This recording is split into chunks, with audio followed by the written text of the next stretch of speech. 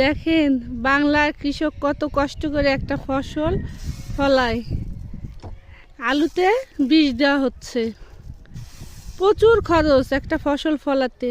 কৃষকের ফসল ফলাতে খরচ যেরকম সেরকম কষ্ট। এই বিষটা দেওয়া যে কতটা কষ্ট। 30-40 কেজি পানি একসঙ্গে পিঠে নিয়ে দেওয়া কৃষকের খুব কষ্ট। গাছগুলো অনেক সুন্দর উঠেছে, অনেক সুন্দর। এই ফসলটা উঠবে 90 দিন পর। এই 90 দিন পর ফসল ভালো যদি হয়, কৃষকের মুখে একরাশ হাসি থাকবে। কৃষকের খুব কষ্ট। ন্যায্য ফসলের দাম যদি না পায়, সেই ক্ষেত্রে কৃষক